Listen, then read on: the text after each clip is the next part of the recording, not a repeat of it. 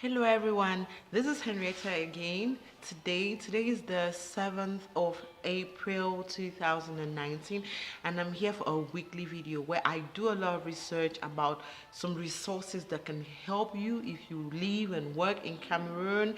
And sometimes these resources seem expensive, they seem inaccessible, but I take the time to be able to do some research for you. So today I'm going to be telling you a number of things that you can do, that you can have access to for yourself this coming week. So before I go right ahead, I just want to thank everyone that has taken time to check out my channel. I hope it has been beneficial to you. I hope you're gaining something from it and that it's growing you in one way or the other. I really just want to be able to add value to your life and be able to grow my own self in the process. So last week I was speaking with a little sister, Millicent Ngwe, and her story was so inspiring. And the one particular thing about Millicent is that Millicent, after leaving school, never ever dropped a job application anywhere because she understood, she knew what she wanted to do for herself. And that's quite interesting. In our time, in our economy, everyone is looking for a handout or to be able to make money, like working for someone, have someone pay them, expecting a paycheck, but she didn't. So just check out Millicent's my conversation with Millicent, and I believe it's going to inspire you. No matter the stage in which you are at in your life, that story should inspire you.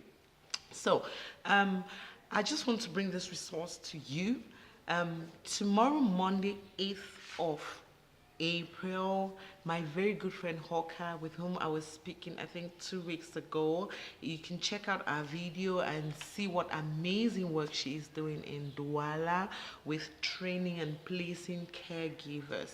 So, Irene Helen actually created this program at her academy, which is the Super Smart Nanny and Governess Academy. You can find her on Facebook. In the description section of this video, I'm going to give you information on how to get to Irene Helen. So she created this amazing program where you can actually go and get a diploma in Culinary Arts.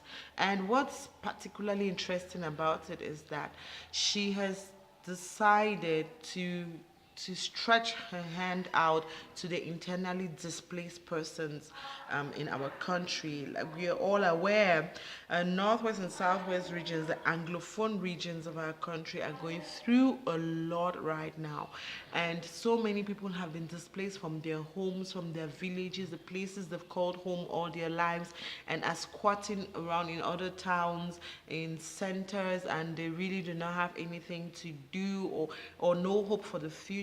And she decided to make this program completely free of charge for them. So you just need to be able to reach her, and she's going to let you know, her academy, they're going to let you know what it is you need to do. So you would find that information in the description of this video. But I really actually want to say that though Helen makes it free for someone, the program doesn't come free. Some people pay for it. She pays for a part of it. So she's not just going to take on anyone.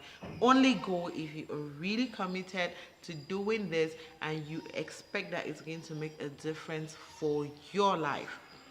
So last week I had the opportunity, an awesome opportunity of attending and getting to speak at the Access 2019 fashion show that happened last week. If you're living in Cameroon, or if you have any interest in news from Cameroon, wherever you are, and you haven't heard of Access 2019, then you must be living under a rock. My very good friend Komi Musa, founder of the organization Sister Speak 237, organized this awesome, mind-blowing, inspirational fashion show, showcasing women with disabilities, and having these women send out a message. They each had a message to send out about how their lives could be made easier here in Cameroon. Women with physical disabilities, with intellectual disabilities, and the rest of us who went there probably with some psychological or emotional disabilities were able to learn about how we can become more inclusive, about how we can embrace these people more, and about how valuable they are despite their disabilities, because sometimes we tend to feel that they're kind of unable because they're disabled. And I personally learned a lot, and from there I had the awesome opportunity of meeting a few of these women that are doing some great work that you would not believe. I promise you. So my next week, Wednesday, I'm going to be speaking to another phenomenal woman. She is living with a disability, and she is doing things that I wouldn't be able to do. Like to this day, I am unable to do. And I think that it's going to inspire a lot of us. So I encourage you to stay on, watch this episode on Wednesday, and it's going to be transformational for you. So if you haven't done so yet, please comment on this video. Tell us about amazing women in your area, in your community, that are doing great work, that you believe their stories are going to be inspirational for other people. And I'll be so happy to be able to come and meet them and talk with them and share their stories, and of course learn from their stories myself, because this is a growth journey even for me.